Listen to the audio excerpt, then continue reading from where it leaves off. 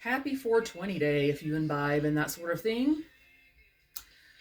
We had to go this morning to sign our lease paperwork for the new rental and give some blood money away, give away a pound of flesh, a big chunk of change for the first and last, and all of that. And that's why I dressed up like a grown up today instead of a little kid. So, normally I try to pick music to play in the background of these videos to be suitable to the subject matter, and I really couldn't think of anything for this coming up subject. So I just said, why not? Let's just play some Barry Manilow. Haven't heard any of these songs in a little while. Anyway, this is a Morbid Files episode, and tomorrow I'll probably do a video about my progressing sore thrice. And then after that, I'm going to take a little bit of a hiatus because the next videos I want to take are going to be in our new home where I actually have so much better of a location than sitting on the edge of this bed with the footboard digging into my thighs and having constantly wiggling around because it's uncomfortable. So I initially was thinking about doing a Morbid Files on Cliff Burton, one of the musicians that had been in Metallica. And I had heard something on the men's room, a radio broadcast I listened to when I'm driving home, of the way that he died, and it was this kind of something out of Final Destination, but I couldn't confirm it online that that's actually the whole entire thing that actually happened the way that he died. So I chose not to do the subject because I can't confirm that what they were saying on the men's room was correct, and I don't like to spread fake news. All of a sudden, it just popped into my head about a childhood dog my brother and I had. I was somewhere between the ages of 10 and 14. I don't think I was older than 14, and I certainly wasn't younger than 10 because where we lived at the time I was like 10 to whenever I left. I had lived in a previous house, and it was the neighborhood where we got the dog. It's a little town called Trustville, and I'm going to get back to Trustville in a minute. But this dog, she-dog, came just roaming up one day, and you could tell she had had puppies, and she was an Irish setter or an Irish setter mix, a really protective dog. Nothing vicious about that dog whatsoever.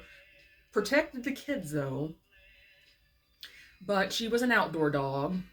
We didn't have anywhere to keep dogs inside the house, or my dad didn't want dogs in the house, whatever the situation was.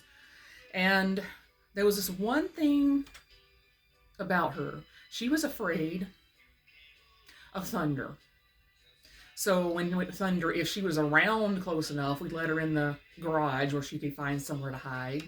But if she was roaming the neighborhood and it started to thunder, which it does a lot in Alabama, she would run into somebody else's garage.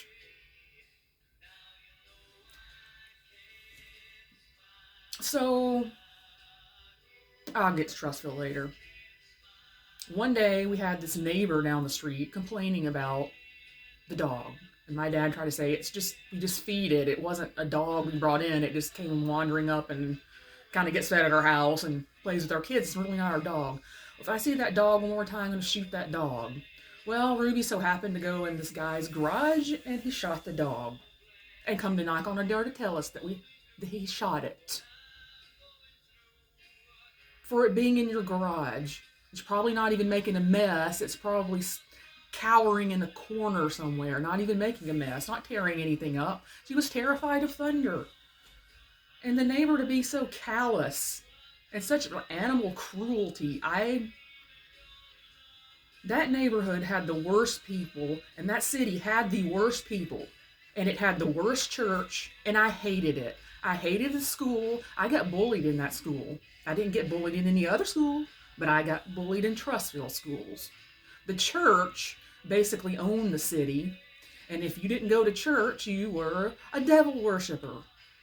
Oh, and Trustville is also the home to this little American football star, and I won't name him, but he shot my neighborhood friend in the face with a BB, and he's supposed to be this good Christian guy, and every morning would go out to the flag and like his friends, and they kneel down and pray, which is fine. They can do that. That's their First Amendment right to do that. But go around the people that they couldn't drag into that and call them devil worshiper, including me. I don't worship anything. I am an atheist. I don't believe in Satan. I don't believe in heaven. I don't believe in any of it. So you got the wrong term for me. And what is a little flash pan of fame? And then he goes, and I won't name him once again. I won't name him, but he married a fairly famous country woman singer, and then they got estranged, and then he went and tried to run her over in a domestic violence. What a fine Christian. Fine Christian. And this country singer had had a previous husband that the football star was calling and harassing, calling him a demon, and he was possessed by the devil and Satan worshiper. Boy, some things never change, do they? Never. He's a piece of shit. And so many people think he's a good man because he prays and he claims to be a Christian and goes to church. No, you're just a charlatan is what you are. God, I hated Trustville. And you know what? Thinking about school and how I got bullied in school, I just kind of stuffed it back in my head like it's just a movie that I watched and I didn't even experience it. It's just something that I watched, right? Because that's the only way I could have dealt with it. And I don't care.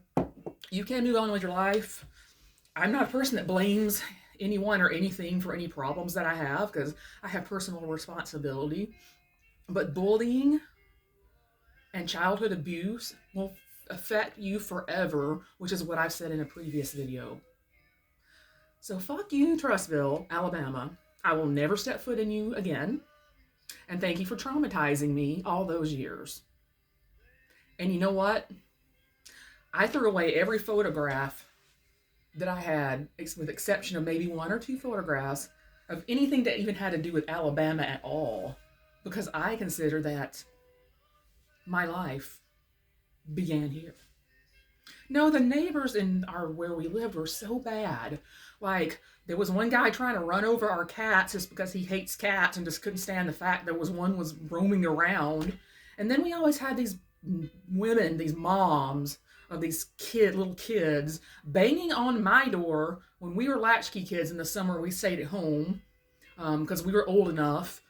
Banging on my door, I'm opening up the door for the neighbor to be screaming at me about something my brother supposedly did. Your brother tore down my son's lean-to, or whatever the hell he was supposed to have done. And he no doubt did some of that stuff. But how do you have the audacity to go and get in the face of a minor when their parent aren't home? Wait till the parent gets home and go knock on the door. They didn't have the balls for that. They didn't have the guts. And you know what? I didn't even tell my mom about 75% of the stuff that happened because I didn't want to upset my mother, because she would have gotten really upset about it. We didn't want to upset Mom. So we just kept it to ourselves. I swear, if I had a kid and somebody talked to my kid like those neighbors talked to me and my brother, I'd probably be in jail. Anyway, moving on. I did make a little bit more progress on Thrice. I'm going to figure out exactly what subject regarding it I'm going to talk to you about tomorrow, possibly about some of the secondary characters in it, and thinking about how maybe I can give them a little more of a story within the story. Anyway, I hope everybody has a good marijuana day.